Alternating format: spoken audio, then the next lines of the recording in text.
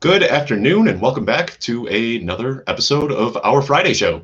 Steffi and I, we took last week off because of the draft, and we thought about it, and it just was going to be really tough to have a show with how busy everybody was with the draft. So we just fully immersed ourselves in that madness that was the draft and enjoyed it. But we are back at you today with Mike Liu here.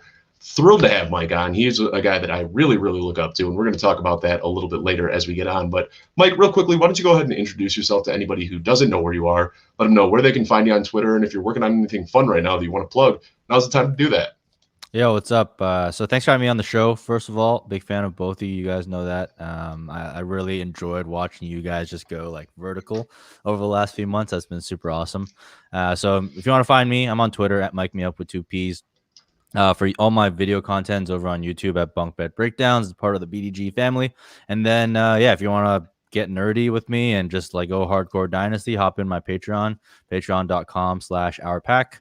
And, we're always in there talking shop, especially now in Dynasty draft season, rookies and stuff. So I'm in there pretty much 24/7. Yeah, and I feel like this is a perfect time to have you on because when it comes to shaping that Dynasty ADP and a lot of the process that goes behind that, you're kind of one of the front runners that's doing a lot of that. You're kind of making that sausage that a lot of people don't really realize what goes behind the scenes. So having you on immediately after the draft was just an absolutely perfect time to have you on. But this show, we tailor it a little bit. Sometimes we're talking all about the person. Sometimes we're talking about football a little bit. And we're going to do a little bit of both today because I really want to talk about some of these incoming rookies and get Mike's ideas about some of them. But before we get into that, Steph, why don't you go ahead, let anybody who doesn't already know who you are, where they can find you and what you've got going on right now. And also love the new vinyl sign that you got up behind you. Smalls Talk has been great. I see that you've got that rep now on the wall all the time. Everyone was complaining because my wall was so blank, so I had to put something there. And then I'll try not to have like bunny ears, but if it happens, I apologize. I can't. Last week I was so lost on Friday. I felt like something was missing, so I'm so happy we're back. I definitely missed being here and being on this show. I'm so happy to have Mike on. He's absolutely one of my favorite people in this space, and that's, you say that a lot, but he really is like absolutely within my top 5, absolutely great person. So I'm very excited to chop it up with you guys, and we'll just get it started.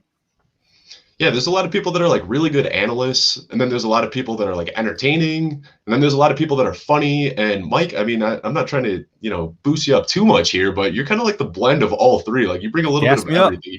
Gas me up. All right, that's what we're doing. The Mike me up, gas me up show. That's what we're doing here today. But yeah, Steph, I couldn't agree with you more. Like last Friday, we discussed it like a month ago. We were like, all right, we're not going to do a show during the middle of the draft. It just seems like counterproductive to what's going on with the draft. And then Friday rolled around and I was just like, this isn't right. I need that Friday show. Like, I don't even know what day it is. It's been a long 2 weeks. But anyway, I'm sitting here gassing you up about how you are funny and entertaining. But really, I kind of had something planned out for this show, and I'm so happy that it worked out the way that it did. I had this idea for a tweet where I was like, you know what? A lot of times people are asking for good accounts to follow. And when I'd see the people that were getting tagged in that, it was always the funny guys or the meme guys and stuff like that. So I sent out a tweet earlier this week, and I said, I'm not asking for the funniest guy. I'm not asking for the most entertaining guy.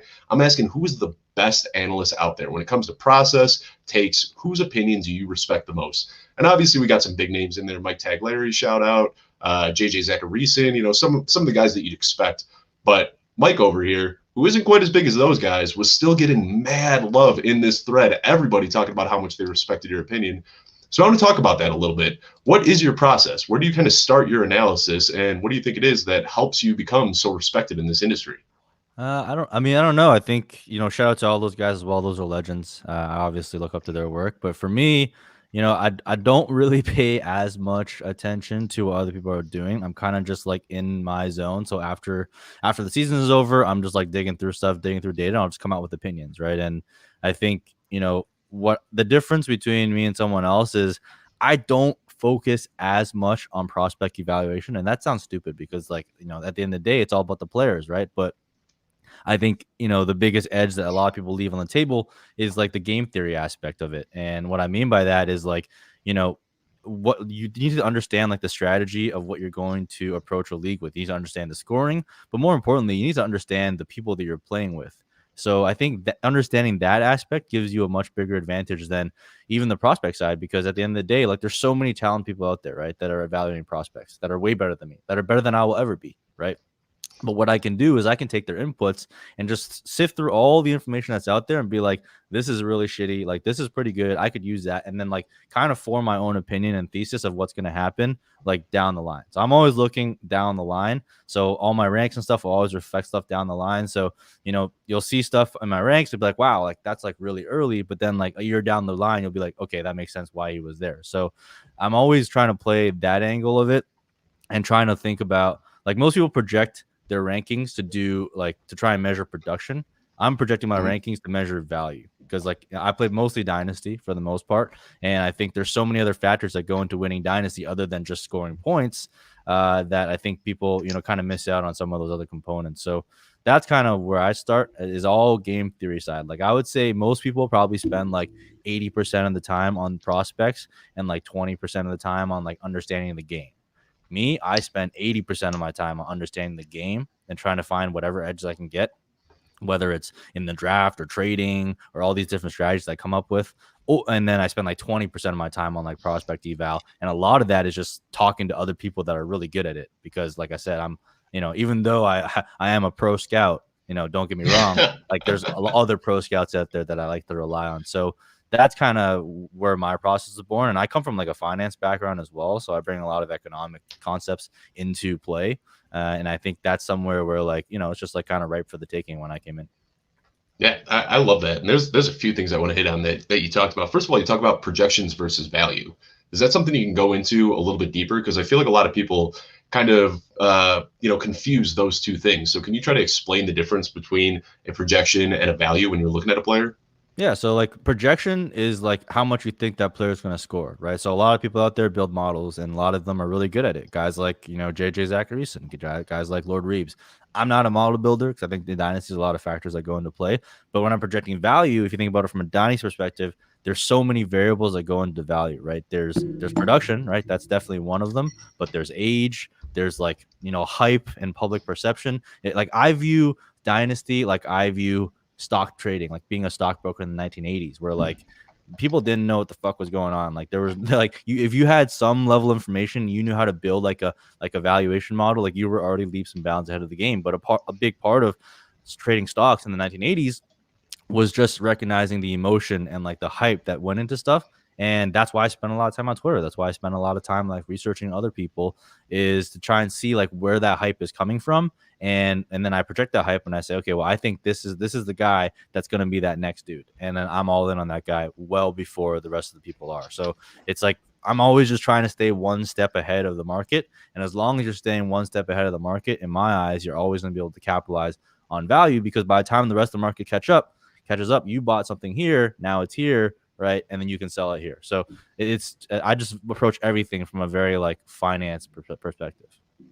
And that's something that I just kind of learned recently. I was always just that was something that I didn't really understand. And before I connected with you, I connected with Jacob Sanderson, and he kind of helped me with that a little bit. And it's tough because it feels like you need to like go against your gut. Like whatever feels right, you should kind of be doing the opposite. Like you see this guy blowing up and it's like, all right, cool, now it's time to sell. And then somebody's coming off a huge season and you're trying to get rid of them. So I mean, it's kind of like counterproductive to how you want to play the game. But if you're in it for the long haul and you want to stay competitive year in and year out, that's the best way to do it in Dynasty. And I'm just recently learning that. We don't usually take comments from or questions from the chat, but I do want to talk about this one a little bit. We got Nate here asking why you don't have 4 rookie wide receivers ranked ahead of Rashad Bateman. Why don't you go ahead and explain that one a little bit? Because when it comes to my rookie wide receiver process, like I don't really move them too much for landing spot. Because like I'll weigh landing spot a lot more heavily for running back, for quarterback, because it's a very opportunity driven position.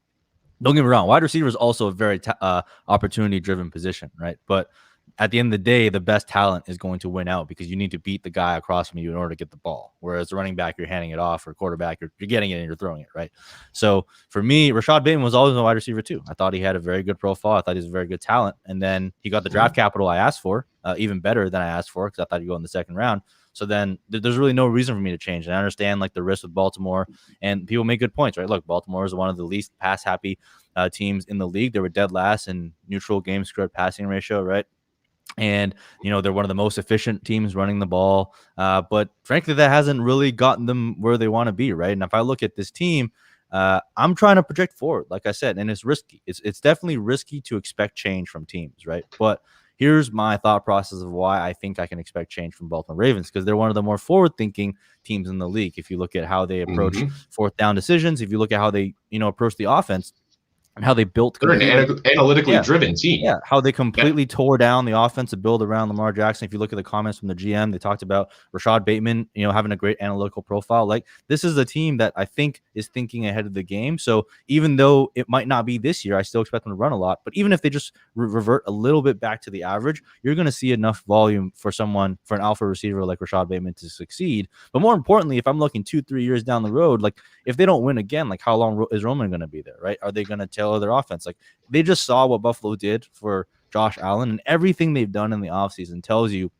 they want to increase their passing volume. They tried to sign every free agent receiver, but they couldn't, because they probably thought the same thing that everyone does, that they won't have enough to eat. But and then they went on the draft, and they drafted a rookie wide receiver for the first round pick. They traded their offensive line to get another pick in the first round to land their guy, and they got their guy. And they got Tylan Wallace, and they got all these things. So for me, actions speak a lot louder than words. So I'm betting against the grain here, and it's probably not a popular decision because everyone hates that landing spot. I don't hate it. I don't think it's the best landing spot, but I think it's a lot better than people give it credit for. So I'm not going to bump a talented wide receiver down my ranks because of landing spot after they got the draft capital I wish for. Amazing response. And considering I've been targeting Lamar Jackson and Rashad Bateman stacks in every single one of my best ball leagues so far, I love to hear that from you. That's exactly what I wanted to hear. Now, you already got to it a little bit about how you don't really change your rankings too much, whether it's pre-draft or post-draft. Steph, I know you kind of keep your rankings close to your chest. You gave us a little sneak peek at your quarterback rankings today, but it's not something that you really like to talk about too much. But behind the scenes, I'm wondering, does the draft really change that much for you? Like Kadarius Toney landing on the Giants, does that slide him down 10 spots for you? Sorry, I just had to throw that one in there. No, I'm just thinking, I'm thinking to myself, what landing spots really irritated me. I think that it shouldn't change it, right?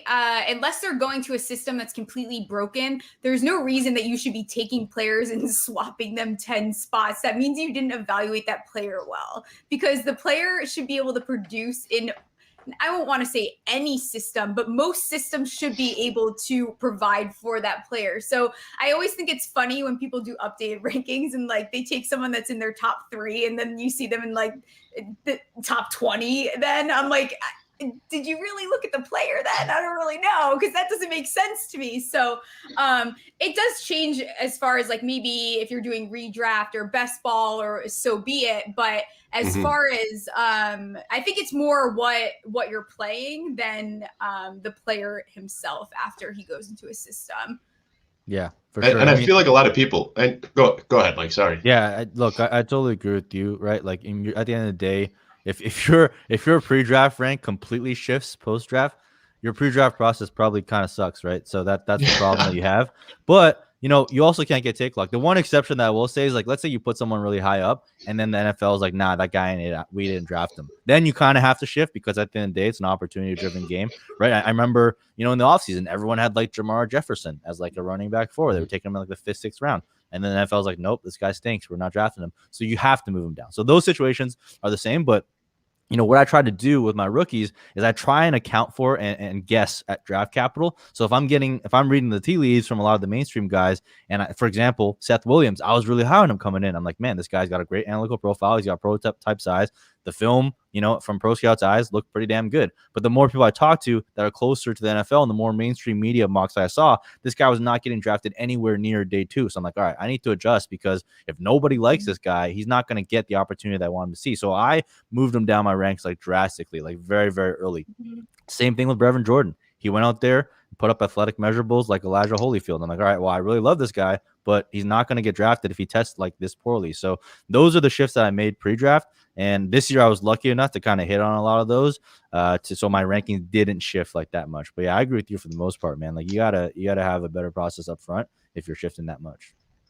And I think another big thing is, in the difference between redraft and Dynasty. When you're playing Dynasty, you want to bet on the talent more than anything else, because it might take some time and it might take some patience. And you having a background as an investment banker, you understand that patience. You can't just sit there and everything is not going to hit right away. Sometimes you got to sit on it and wait for that value to build. And that's how it is in Dynasty. So when you're playing redraft, I feel like that's when you chase the opportunity, and you can see these guys that are going to be in a great position and they might be good for a year, but you want to get the guys that have that draft capital because they're going to last longer in the pros and they're going to help you out long-term in Dynasty a little bit more.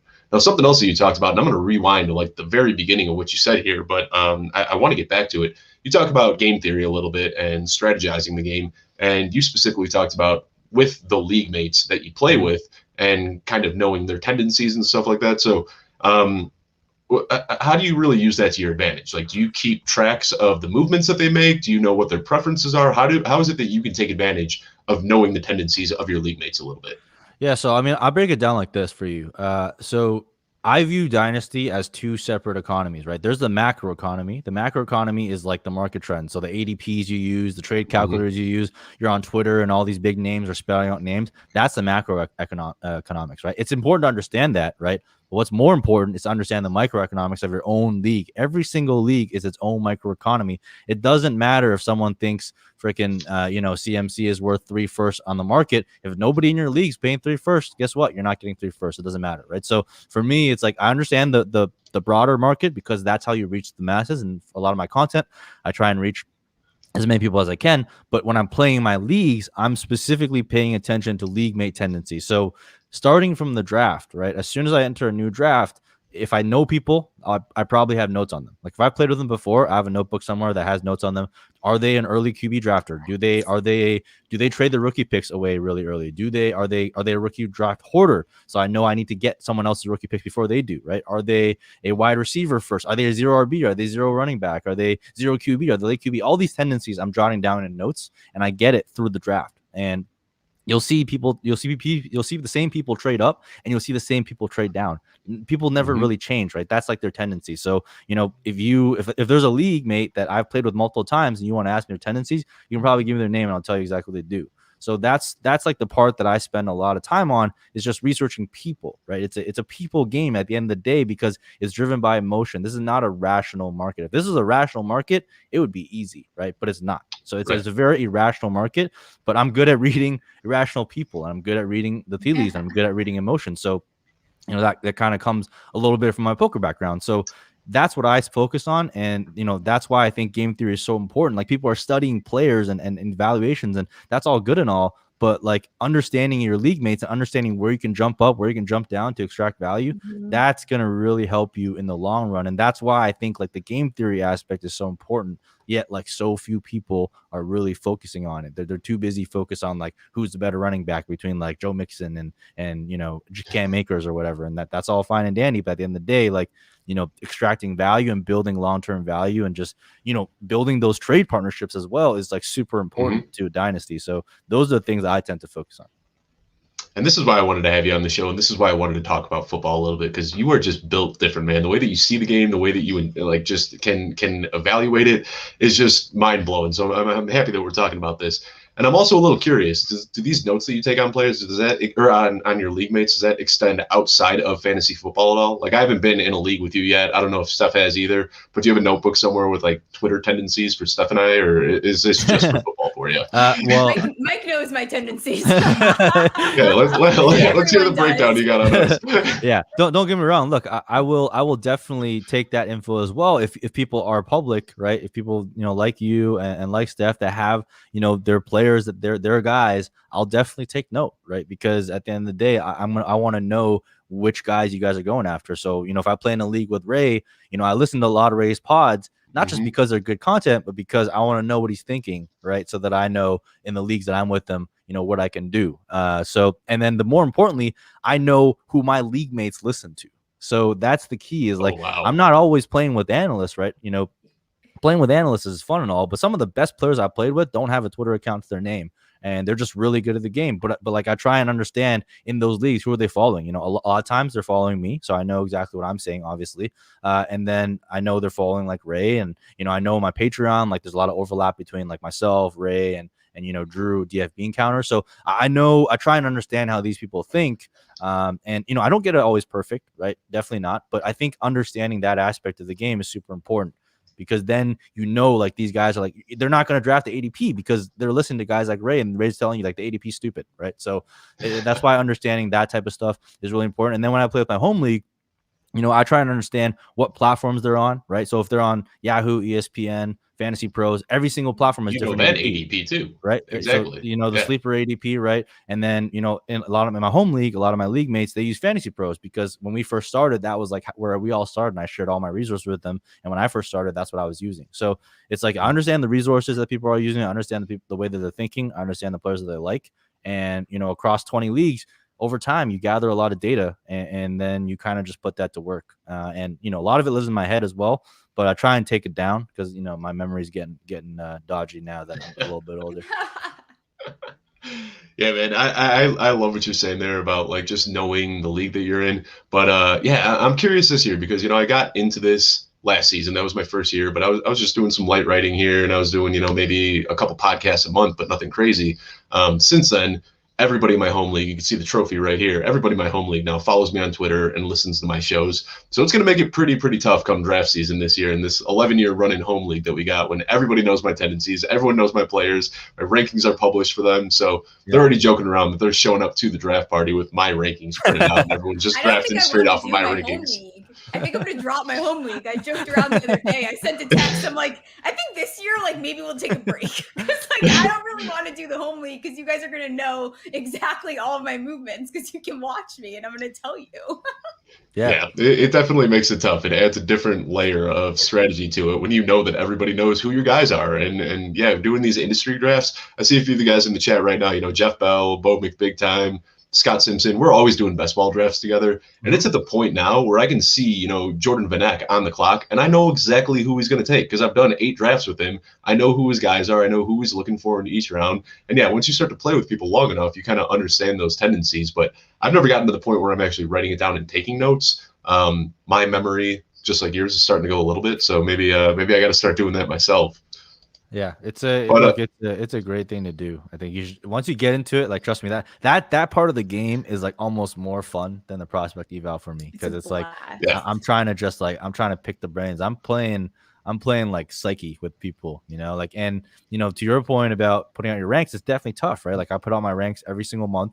People know exactly what players are like, but what I say to them is what I say to my friends and what I say to everyone else. Like, look, I can give you all the tools that I have, but none of you will ever think like me. So at the end of the day, you won't beat me for that reason. Yeah. And I try and teach people how to think like me. And I think, a lot of the Patreon, they're getting a lot better with that. And a lot of them are really smart too. But at the end of the day, like, put your own flavor on it too, right? What fun is it if you're just coming in and copying my ranks and doing exactly everything that I do? That's not fun. Like, I wouldn't play that game. So people come in, they use my ranks, it informs them, they form their own opinions, they build on it. And that's what I kind of love about this whole community is, like, it's easy to copy people, but if you just copy someone, you're always one step behind me every single time. You're also not playing. You're just you're also not playing. You're not doing anything. My new favorite thing is in startups now is like, not even now. This is something I've always done. I just figure out what way it's moving. Like, oh, okay, this is the type of league where everyone's gonna draft 2 quarterbacks immediately. And I just gauge what everyone else is doing, and that's why I end up being this tight end hoarder. Because at the end of the day, you're going to have to give me a king's ransom because you decided that you were 0 RB, 2 QB, whatever your little strategy is. And now you're in the 17th round and you have to pick God knows who.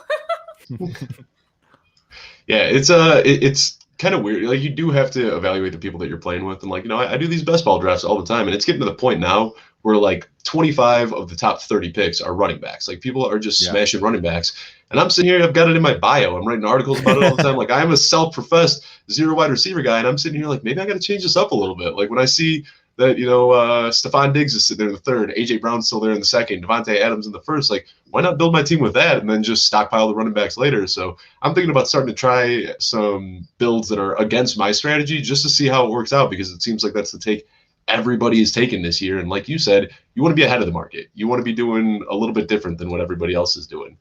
Now, let's go back to the rookies just a little bit.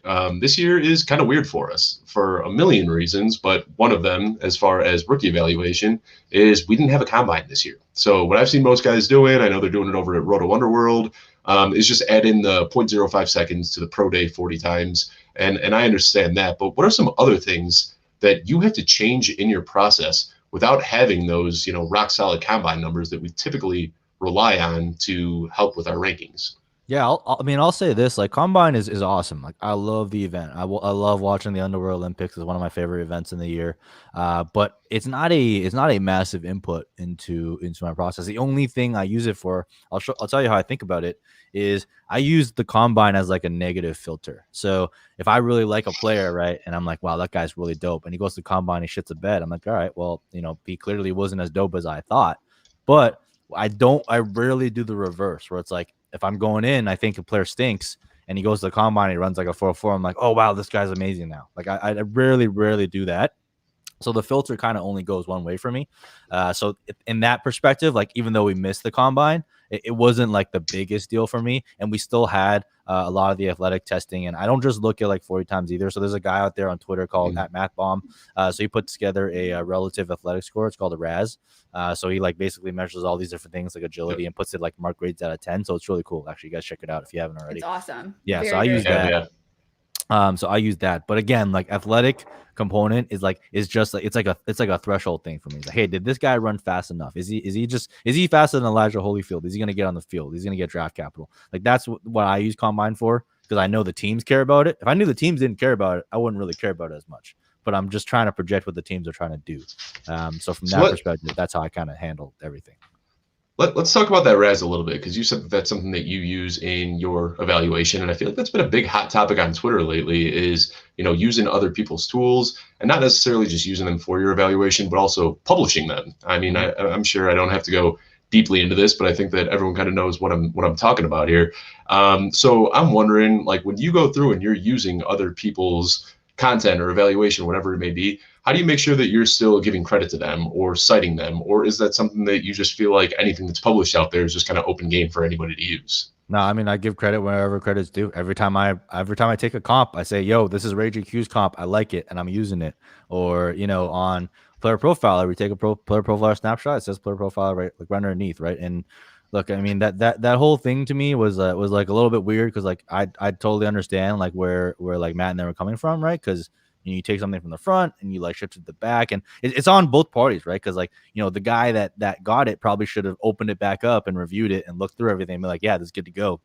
That's on him, right? But at the same time, it's like also on the guy that's creating the stuff to be like, hey, like up front, like this is exactly where you go. This is Player Profilers. We took it underneath, like right underneath the picture, just put it there. And like the whole like this is formal referencing and stuff is like I'm like, it's like kind of baloney, because like you're not writing a fucking like research report, you're writing a draft guide, right, that you're putting out. So like at the end of the day though, like both sides won. Like Matt knows what he's doing, right? Like people hate on Matt, and this is the thing that I find that super interesting, right? Like I always talk about this, and I learned this from Nick. So shout out to him. But Herculano? Yeah, Nick Herculano. Right. You build depth, not breadth, right? And nobody builds depth better than Matt, because what happened when he did that was all the Roto World purists were like, yo, like fuck that guy, like this is our thing, this is the thing, right? But then what it did was it took everyone that hates Roto World, everyone that hates Matt, that pitted against them, became very loyal supporters of the guy. So everybody wins. Everybody comes out on top. And even though there's this drama, and I talk to Steph about this all the time, like, yo, I hate drama. I try and stay away from drama on Twitter for the most part. Like I'm not in any group chats. I don't really care about any of that stuff. But like it's just interesting as an observer to kind of witness that dynamic and all the back and forth. Like, yo, like Matt's a shithead, and the Roto people are like, yo, Matt's king, and like that dynamic is a good dynamic to have, because that's better. Yep. That builds depth, right? That builds depth. That's more than just someone coming by and clicking follow. That's someone coming by and be like, yo, like fuck Matt, or like, yo, fuck that guy. Like I want to support whoever I'm. I was emotionally invested in this beef. And exactly. So, and you're right. So like, and then everyone coming out and saying like that kid like did no wrong. Like I don't see it that way, right? I like, why did you move it to the back? Like what reason was there to move it to the back? Formal citing, like who in their right mind is open up a draft guide and being like, let me check the references in the back page before I get into this. No, they're not doing that. They're opening up the guide and they're like, yo, Rondale Moore is dope, and wow, that's a cool picture. Where's that from? I don't fucking know. Like it looks like a cool picture. If I know Player Profiler, then great. If I don't, then I don't know it, right? And Player Profiler, like they built a really cool product, right? And I use it. We use it in the BDG draft guide. We literally rip a picture but right underneath it says Roto Underworld or player profiler. Player profiler. Exactly. So look, I think it's an interesting thing. Like, I don't want to hate on anyone. I think that guy did put in a load of work, right? And most people see Matt's videos like super negative, and it was like, would I have done that too? Would I have put the kid on blast? Probably not. But there's a reason why I'm not running Roto Underworld. There's a reason why I don't have one of the most successful websites on the web. The guy knows how to play the people, and he knows how to play that caricature. And some people hate it, and I'm fine with it. I don't really, doesn't bother me at all. I feel like every time there's one of these like big situations that divides the community where everybody's like on one side and the other side, there's always people like me and you that just kind of understand both sides. And it's like, yeah, like this guy's got a really good point and this guy's got a really good point too. And because of that, that's what makes it so controversial, is because you can understand both sides and people dig into their camp. And it's just, yeah, that was a funny situation, man. I got involved in it just a little bit, and it was I kind of wish I hadn't, but it was fun to get involved. I'm going to make my one comment though, is like at the end of the day, right? What it boils down to is, right? You sent a draft. Okay, you sent a draft over that got approved. And then you changed it. That's it. You didn't credit properly. Like, even think about Mike right now. Like, he shouted out Nick. Did he need to do that? Not necessarily is Nick going to come after him because he didn't do that. No, but first of all, it's a proper thing to do. It's a generous thing to do. It's a way to show that you're thankful for whatever that person gave you. So I feel like in this community, people need to be respectful of the work that does go into a lot of this. You know, it's very frustrating when you put in a lot of work. That's why I have my Patreon, because when I first started out, you know, people were taking my film cuts and they were putting them on Giants Twitter as if they were their own. And I'm like, that's my damn film cut. Like, are you kidding me? And I was too little at that point to, you know, make a stink. Like, I couldn't really do much. So I get both sides, you know, and of course, Matt is he's a great personality, very loud, very strong personality, but I can see the frustration. But at the end of the day, we all went to high school. I'm pretty sure for the most part, you know how to make a citation, right? Like, that's just the bottom line. You don't move it from the front to the back. You know what you were doing. Bottom line. That's it. It's common sense. I think Mike hit it on the head though. They both came out winners. And that's, you know, I think everyone knew what they were doing. Look at us. Let's go ahead and switch the topic, three stooges talking on the show. Exactly. Yeah, we're feeding right into it. Yeah. Be sure to follow them both. Well, let's switch topics before we end up getting in trouble here. Yeah, let's go to something really vanilla. 12-team rookie draft in Dynasty. Where do you prefer to draft from? What's your preferred draft spot this year, Mike? Rookie startup. Rookie 1 through 12. Where's your favorite spot? Assuming you're not trading up, trading down, just a snake draft. Where is your favorite spot? Sorry, rookie or startup? I'm sorry, a rookie. A rookie draft. Oh, rookie draft. I mean, usually rookie draft orders are linear, so like it's based on reverse order of wherever you drafted. So obviously you want to start from the beginning because that's where you get the most players. But for startup, probably is more applicable for that question. Like, because usually what you'll do is I run like a derby where it's like I assign everyone a number and I go to like it's like things like 100yardrush.com and you see like a virtual I've done that one.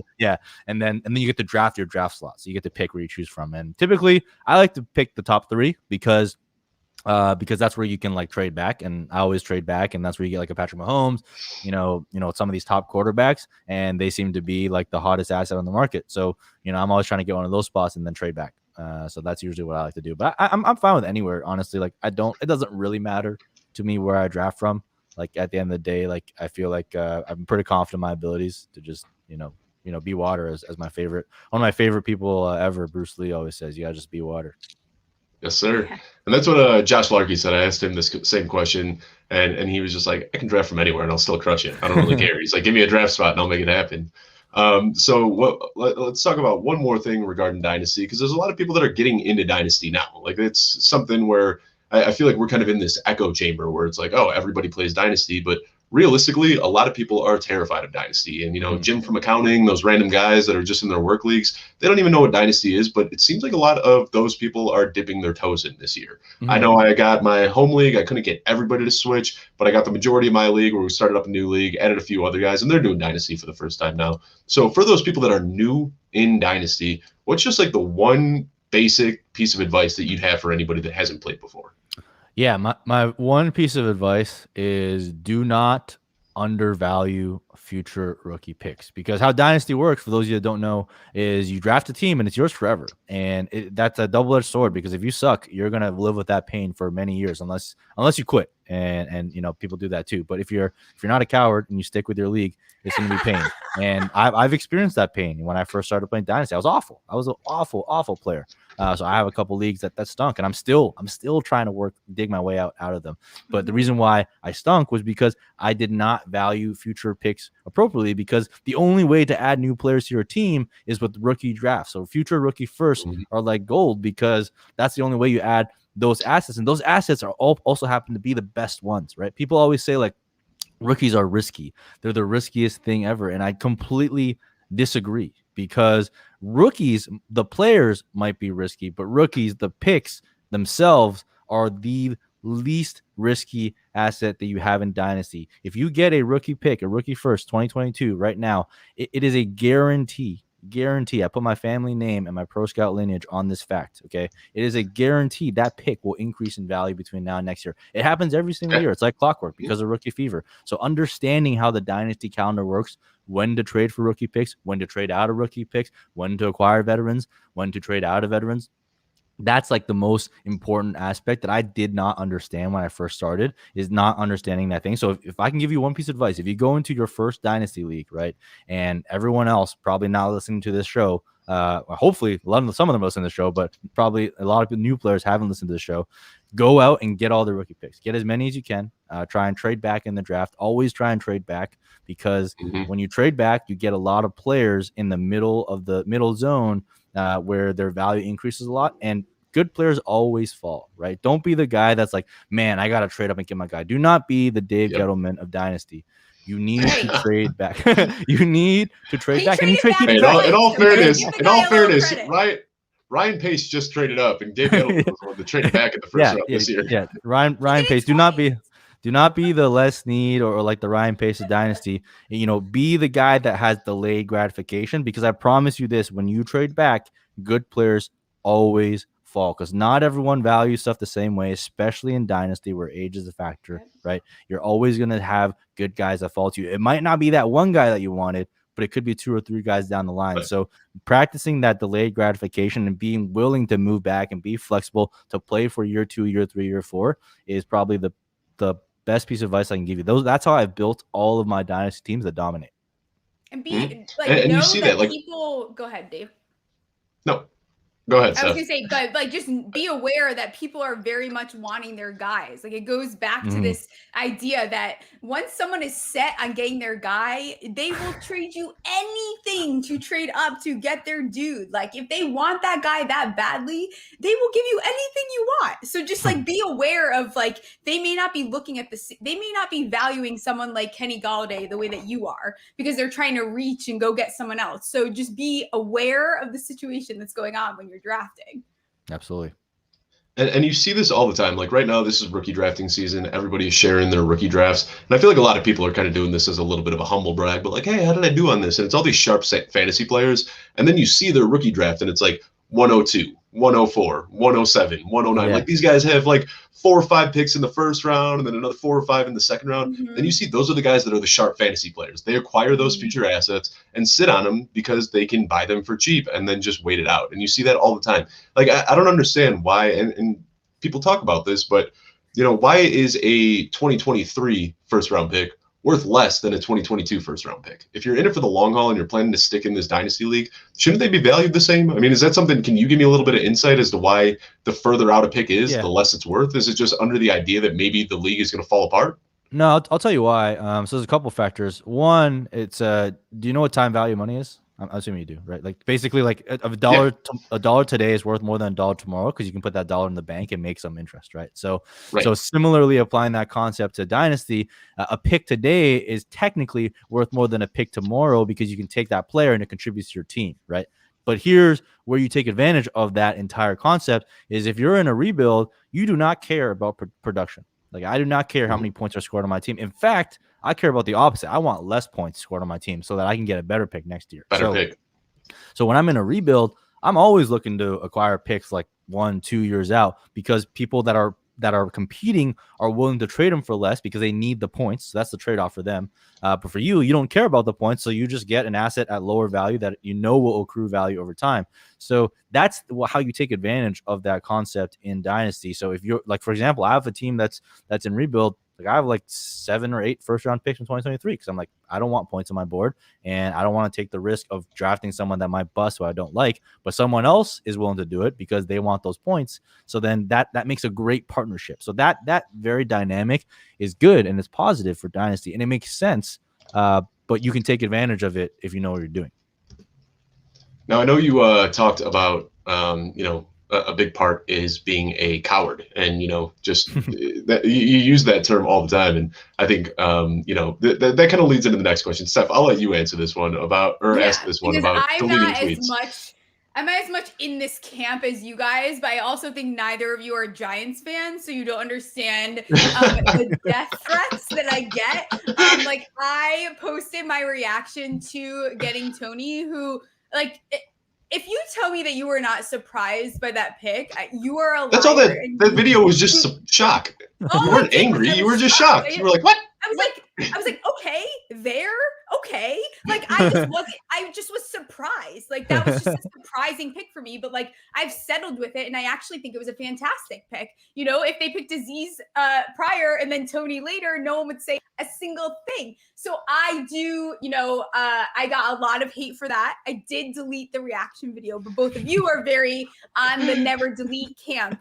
I don't think you guys understand how hard it is sometimes, but why do you feel so strongly about the no delete? So the only time I delete is when I make a spelling error and I tweet something else again. Twitter. Or like I tweet something that was just like very, very wrong and like just totally out of sync, which rarely happens because I'm usually always right. But those are the two scenarios. But I never delete something that's a take on football because I like at the end of the day, I'm having fun, right? Like, and anyone that is rational, right? That's a key. That's the key. I'm trying to deal with people that are rational. I typically don't deal with irrational folks anymore. I just either mute them or just move on. But to anyone that's rational knows you're gonna miss, right? And to me, accountability is very lacking in this industry. It's gotten better, but like when I remember when I first started, there was like no accountability. Everyone would like tweet out like, "Hey, draft these 10 shitty tight ends," and then when one of them hits, like, "See, I told you to draft that tight end." And like people just don't have the accountability. So like I like having that accountability. I like going through my old takes and be like, "Hey man, that's a shitty take. I can't believe I said that," and I'll pull it up because it's funny to me, right? So I don't delete because I like having that to go back on. Being wrong. Yeah, like, being wrong. Admit being wrong. It's funny. Like it's totally fun being wrong. Whiffed on it, but like it's fun being wrong, and you learn. Yeah, exactly. Yeah, you learn. I go back and I'm like, hey, why did I make that mistake? So every year I do a thread where it's like, these are my worst misses of the last year. And I try and dig through like why I missed on certain things and would I have changed or would I not have changed? Was it like a bad process or was it like a good process that just led to the wrong decision, right? So these are the evaluations I go through on myself every year. So like I don't like deleting because I feel like that's like if we just go back and delete all our bad takes and just have our good takes, then everyone looks good. It becomes like, at the end of the day, it sounds stupid because it is social media and it is Twitter and people want to portray the best image of themselves. But to me, the best image is those people that actually are held accountable and those people that live up to their, own up to their mistakes. Because I think, people think that if you own up to your mistake, like if you have like bad takes, that like knocks your credibility. I think it's the exact opposite. I look at someone that owns up to their bad takes, that comes back and tries to reevaluate their process. I'm more willing to trust them because I know they're willing to admit their mistakes, so that obviously when they're right or when they're when they do something that's good, I can really trust them in that case, and they really believe in that. So that's just like my own philosophy. So I hate it when people delete stuff. Now, if you're getting death threats and stuff like that, it's a totally different story. But I just hate it when people go back and like delete their bad takes because I know they're definitely not doing that for their good takes, and they're always being like, "Yo, see, I told you so." Like this is like, this is what it is, and that's kind of how I approach it. The other thing that, and this is something that I think of all the time. I think the only thing that would be more embarrassing than having an old take pulled up is somebody pulling up a screenshot of an old take Yeah. and then Oh, realizing it's that you deleted deleted. that tweet. Yeah. So I think it's best you keep them all up, because that would be 100 times more shameful if somebody found out that you went back and deleted a take from 2 years ago and they've still got the screenshot of it. Yeah. You're toast. So keep them I up, find because it- people are out there taking those screenshots. I find it so funny that Twitter has this like flaw where like you delete a tweet and it's still there. Like that cracks me up every time when I go and I get a notification and I click it and it's like tweet has been deleted, but I can still see the tweet. Yeah. It's so funny. Yeah, it's so weird. It's such like a built-in flawed system that's awesome at the same time. But I agree with you, Dave. Like someone is going to screenshot. This is like the error of that happening. So you have to accept that there's human error. No one is perfect, right? So we're going to make mistakes. You're going to whiff on things. Yeah, receipt kings are everywhere. Friggin' shout out to Jack Falcone Everywhere. out there. I missed on Mike. That guy's always taking receipts. And I love it. I love it. I love it when I someone have a bad brings it back. take folder. Like I screenshot. I have a bad take folder. I'm collecting all the screenshots right now and all the Rashad Bateman haters. I'm coming back in a year or two. I'm collecting heads. No, I'm kidding. I don't actually have a folder, but like, look, the internet is forever. You tweet something, someone's gonna see it, especially if you have followers. So there's no point. Have fun in it, man. Just like own up to your mistakes and have a good laugh. And you'll find that people are more accepting of that approach than like, nah, like I never said that. You know, it's like then if you say that, I guarantee you someone out there is gonna spend 2 hours filtering through every single tweet you ever made to see if you said that. So just leave it out there, man. Just leave it out there. Yeah, I couldn't agree more. And you've talked about Drew a couple times, DF Bean Counter. I mean, that dude's analysis, I kind of consider you guys like two of the top tier guys when it comes to dynasty analysis and prospecting these guys. But he's the same way, man. He owns his takes, whether they're good or bad. He doesn't care. He's going to sit out there and say, hey, this is why the take that I had. This is why it was wrong. And I changed my process up. So hopefully I don't do this again in the future. And that type of transparency goes so far in this industry. I absolutely love that you do that. Drew does that. There's a few other guys out there that are really, really good at it. Now, something else in addition to being transparent and not deleting your tweet. I mean this in the kindest way possible, but you kind of toe that line, Mike, between being like very likable and funny, and then you're a little bit of a jerk sometimes. And I don't mean this in a mean way, but I think you kind of own that about yourself. And in this industry, it's like everybody is just pumping positivity all the time, to the point that you've got this like whole sect of people talking about toxic positivity and how the positivity is ruining this fantasy football space. But you're just out here being yourself, and you're not trying to make friends. You're just being you, in every sense of the word. So I just want to know a little bit about that. How is it that you're able to still continue growing and making connections in this industry while not feeding into that nonstop positivity loop? Yeah, I mean, look, this is like what you see on screen, what you see on Twitter is kind of what you get in real life. Like all my friends in real life know I'm incredibly sarcastic, right? Like I'm kind of like a prick in that way, but like I'm not going out to try and like destroy people, right? I'm not just like, you're a freaking idiot. Like I'm like, dude, that was a silly thing to say. I think that's really funny, and this is like my sarcastic way of bringing that to the forefront. And like at the end of the day, like I said, like I don't do this for a living, right? I never got into this to like get paid or whatever. I was literally just an account on Twitter going back and forth with like Ray and Garrett. And then eventually one of them brought me into the dynasty space. So, kind of like you, Steph, right? Like we didn't start. I started as a personal account. It was my personal Twitter account that I talked about football. Yeah. So obviously it's going to reflect exactly how I am as a person. Now, like how have I built connections? It's just like people, if you like what I'm doing, right? And I think I put out good content, but if you like what I'm doing and you respect me as a person, you know exactly what you are getting, right? So I'm not going to be any different in DMs than I am in the front. So like, talk to Jordan Richards, like me and him, like I trip him all the time in the DMs. I trip him all the time in the open as well. It's the exact same thing. You're not going to get very different treatment that way. And the reason why I do it that way is because like this gets tiring if you try and pretend to be something that you're not, right? This industry will grind you down and spit you out. If you're constantly out there being like, oh yeah, like that's awesome, you're awesome, like this is awesome, let me retweet this, everybody's awesome, like everyone's having a good time. If I had to do that, like my girlfriend gives me this feedback time in real life as well, like you got to be like nicer and stuff in real life. I try to be that in real life, but if I had to do that all the time, I would be freaking exhausted, right? Whereas the way I am now, I am literally just being myself, but typing into a keyboard and feeding into the Bird app, or I'm going on a show, or I'm going on whatever. And like, I think that's what really connected like Nick and myself well, because he's kind of that way as well. And a lot of people at BDG are very sarcastic.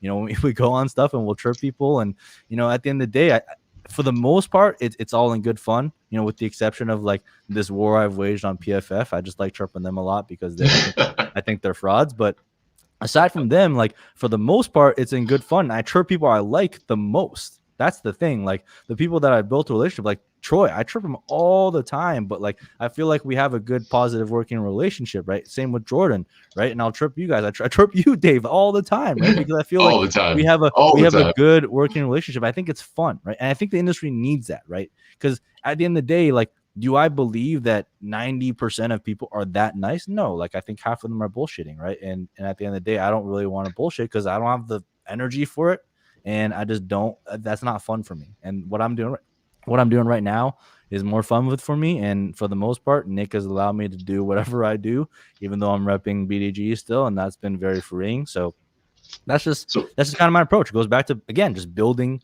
building depth over breadth. If you like me, you'll stick around. Let me borrow some phrasing from the homie Ray GQ, right? Like I don't care if you're FTN, Fantasy Pros, ESPN.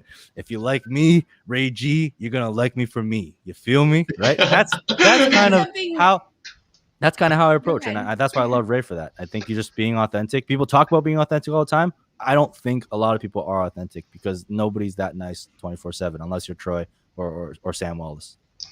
So, Mike, I got to be honest for a second. Like, when I first started interacting with you on Twitter, I was scared. Like, you intimidated the crap out of me. Like, I was like, who is this guy? Why is he coming after me? And I was still kind of stuck in that where I was, like, trying to – I don't want to say play a character, but, like, I was trying to just be, like positivity and numbers. Like, those were the only things I wanted to tweet when I was new here. And then, like, I don't even know if you realize this, and I don't want to come off as too corny, but, like, you really made, like, a profound impact on the way that I handled myself on social media because I got to know you a little bit, and I was like, wait, Mike's out here just being himself, being sarcastic, poking fun at people, and people still like him, and people still respect him, and it really changed the way that I started handling myself. I started being myself a lot more. So, you know, thanks to you, like, yeah, I mean, it really helped me a lot, and I'm sure you've made that same impact on other people as well. So, I mean, yeah, when it comes to like authenticity and just being yourself, you're really out here just killing it. And you don't care what people think. You're not trying to impress anybody. So keep doing that because it really is an inspiration to a lot of other people that are trying to make it in this industry.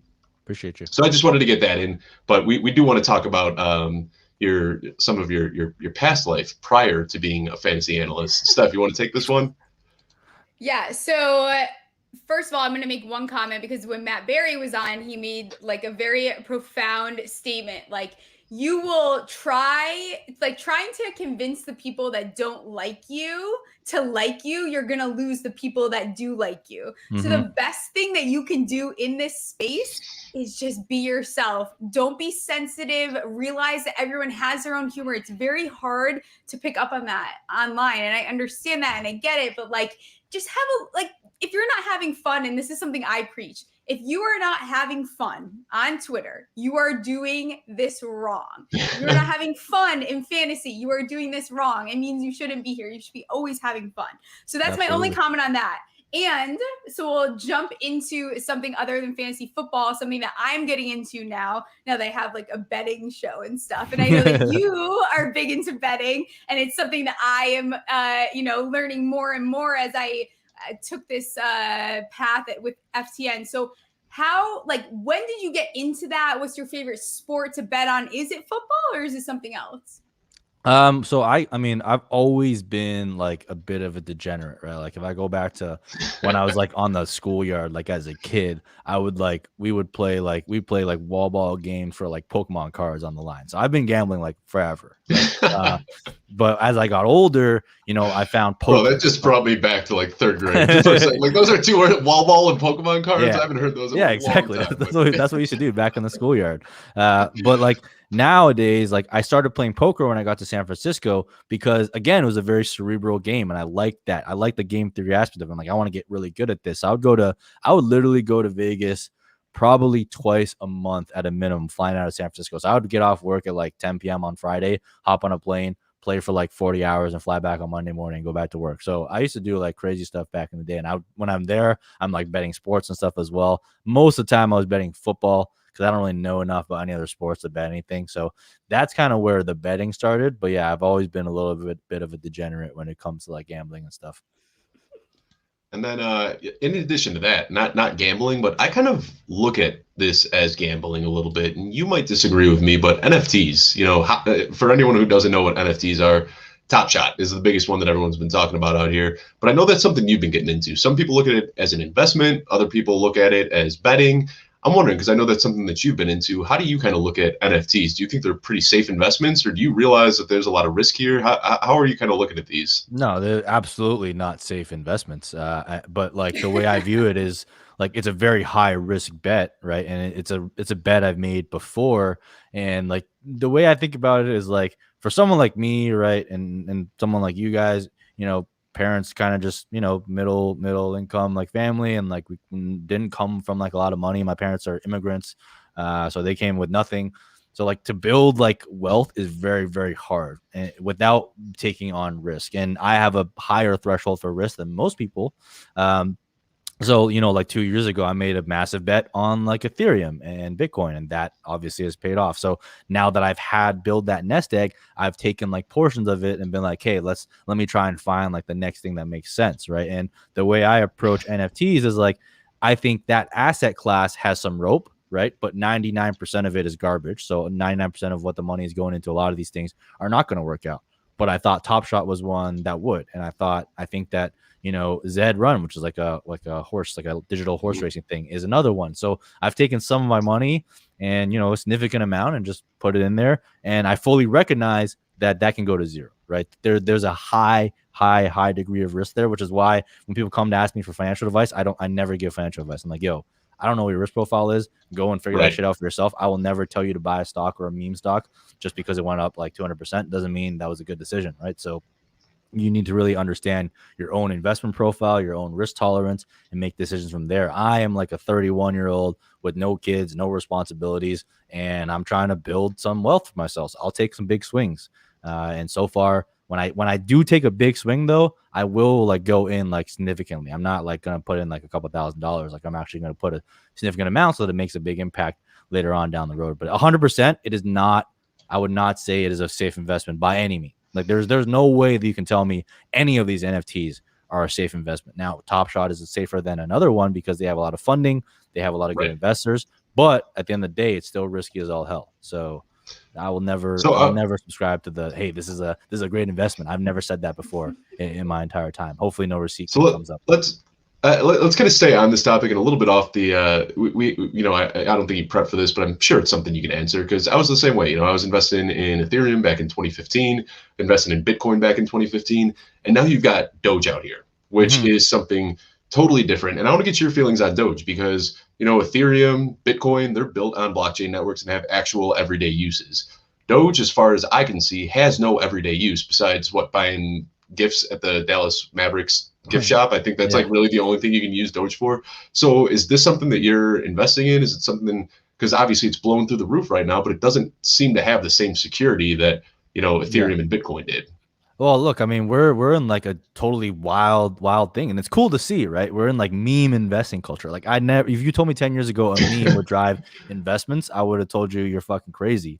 But that's exactly what happened. You see your stocks poster right behind you there. Yeah, exactly. That's exactly what happened, right? Like Doge, as far as I'm concerned, like does not have any real value. Like the development has not been like kept up at all. Back in the day, like when in the super early crypto days, maybe you could make an argument, but everything else has moved forward and it's basically stayed the same. And its only appeal is that it's a meme, and Elon Musk like tweeted it. And what people don't understand is like these rich billionaires like Elon and Chamath and whatever, like they have much more to they don't have much less to lose than you, right? Like if you're an everyday retail investor, you're putting like maybe your next month's rent in the investment portfolio. They're taking like a couple $1 million, putting it in. It's a laugh. It's a laugh. And right? Like laughing. They don't care if they lose that. So that's what it goes back to, is understanding your own risk profile, right? And I have a high propensity for risk, but I'm not a meme investor, right? I don't know when it's going to go up, when it's going to go down, what makes sense, what doesn't. So I stay away from that stuff. When it comes to crypto, I pretty much stayed in like mostly like the blue chip stuff that I'm comfortable holding, and that I have been holding for a long time, and I'm comfortable holding. And like if it dips to like zero, like if it takes like a 20% hit, like Ethereum has, over the past few months, I'm not rushing to sell, right? So like if Doge takes a 20% hit, I'm sweating. If Ethereum takes 20% hit, I'm like it's bouncing back. I'm foaming at the mouth to try and get more money to put in. So that's a very different mindset when you invest in something that you're willing to hold versus something that's just like a shitty asset that you don't know what's going to happen in the near term. And I feel like people like me and you that kind of got into it a while back, we understand it. And then you've got all these new people that I don't think they genuinely know the difference between Bitcoin and Doge. Like them, it's just the same exact thing. And it's a weird time that we're living in, man. I mean, I get it. Like there's people that are making money, but there's also a lot of people that are left holding the bag. Absolutely. I think that what we're seeing right now with GameStop and AMC and Dogecoin, I think that is just an indicator that our entire economy right now is in a really, really weird place. But let's try not to get too deep into the American economy here. There's two other things I want to fill up on, and you've mentioned this a few times, being a poker player. You mentioned that at the very beginning of the show and dropped it a few times in there. But I want to talk about, during that time as a poker player, do you have any skills that you learned that you're able to use when you play fantasy football now? Like, is there anything that you can there's some sort of bridge that you were able to find? Yeah, poker is a very analytical game. Those that don't like really dig in deep, like the numbers behind it and like the moves you make, and like thinking through 2, 3, 4 steps ahead, thinking like 4, 5, 6 hands ahead even is very similar, right? That type of mindset, similar to like finance. Like that's why everything I've done kind of bridges really well together. I studied finance. I'm a math major coming out of high school. I went into poker, then poker into fantasy. Even though back then, like when I say back then, I'm saying like 3 years. Like fantasy wasn't necessarily where it is today. Like analytics had come a long way from 3 years ago, right? Because a lot more people getting into it. But people are realizing it is a very numbers-driven game. So you got to understand that aspect of it.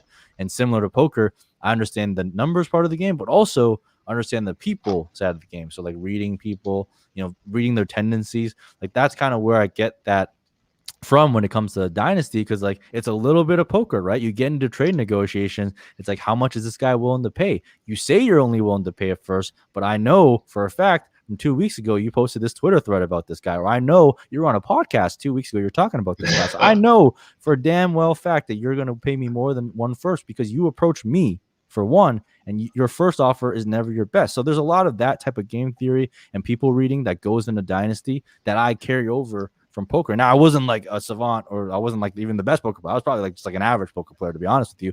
But I really tried to improve, and that was an aspect of poker that I really loved. That's why I played live games. I'm not really like an online player, because online is really just math, right?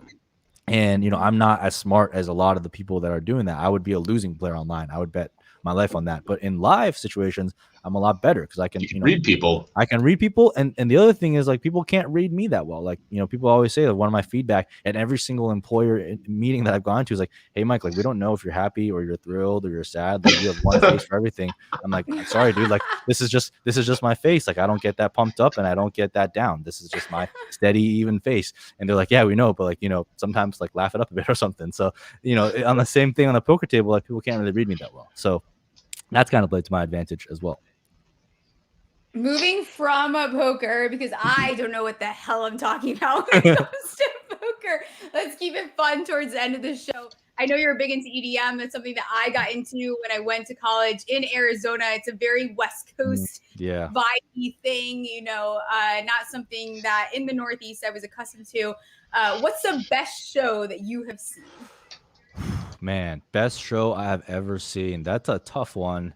Well, the first show that I ever seen where we did some extracurriculars, you guys will know what I mean on that, was a Cascade show. As a Cascade show in Toronto, and it was a sunset It was a sunset show. So it was a really, really incredible experience for me because I was like the first time I started raving and I went to stuff like that. But if I want to think about like a really just like top end like production quality show, there's a DJ, his name's Gesaffelstein. And sorry, Gesaffelstein. And he's like blown up now because he's done like collabs with The Weeknd and stuff. But back in the day, like he used to play some really, really dark stuff. And he did a set at Coachella, which was absolutely incredible. And I've been to Coachella every single year since I've come out here, except for obviously COVID years, because I think, you know, people say it's like basic and stuff and like whatever, like fuck those people. I don't care. It's basic. I enjoy it. I go with my friends and it's good people, good vibes. But he played a show there that was pretty incredible. But dude, the best show though, I got it. Justice. You guys know what Justice is? Oh yeah. Yeah. So where did you see them? They were at Coachella, so in their 10-year like anniversary, they came out with that new album and they did a Coachella set, and they're very similar to Daft Punk because they mixed their own music live. And that show with the lights, with everything, it was that was mind blowing. That was my best experience ever. I'm totally texting you after this because now we have to talk about our Coachella experiences together. No, but I need to talk about all of my Coachella experiences. Yeah, Coachella's awesome, man. I love that place.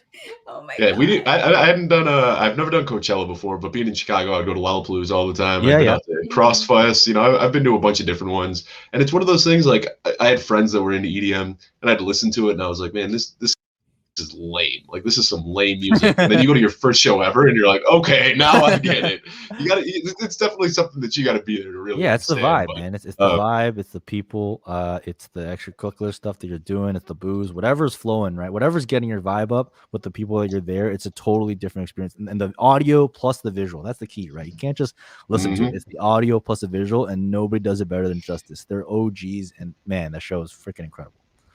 Yeah, and you already mentioned Daft Punk, man. If they're ever touring again in America, I will be there one way or another. Dude, I've been waiting on Daft Punk forever. I've been waiting on Daft Punk since they went to Coachella in like 2008. They just never announced. Yep. So I got one more question for you, and I don't even really know what this question means, but I feel like I have to ask you: what's a greater honor, being a meme god or being a pro scout? Dude, this is an easy one for me because being a meme god is the best, because meme gods bring joy to other people, right? People, you know, if you poke fun at people, that's like at the core of my Twitter account. That's what I am. I'm trying to meme someone. I'm trying to meme myself all the time. So that brings joy and laughter. Being a pro scout is easy. All you got to do is put pro scout in your Twitter handle. You're a pro scout. You know, there's plenty of pro scouts out there. But being a meme god takes creativity. It takes thought. It takes like you're literally creating joy, right? And that's a much greater honor for me personally than being a pro scout. Fantastic answer. Well, we'll sign off on that. But first, before we do, Steph, why don't you let everyone know where they can find you? I see that, again, you're coming out with just Smalls today. Sometimes it's the handle, sometimes it's Steph, sometimes it's Steffi. I don't know. It depends how I feel. It just kind of depends. I was Smalls for a few weeks now. Now that Dave and I share a StreamYard, and I signed on today and it said Jay Cutler. I was like, I'm pretty sure that was from Taylor last night. That's so funny, actually. But yeah, you guys can find me on your timeline because I'm already there. You don't have an option. I tweet too much.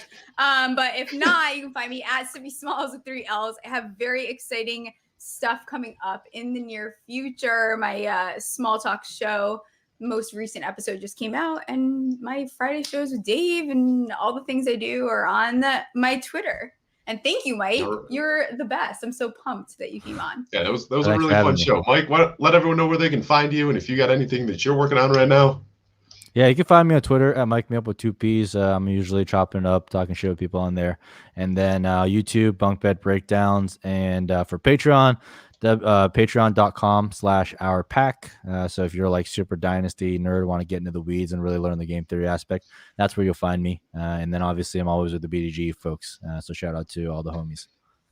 Yeah, definitely. I will give my recommendation, whatever you want to call it. Follow Mike on Twitter. You know, he's got the knowledge, but he's also a fun and entertaining account to follow as well.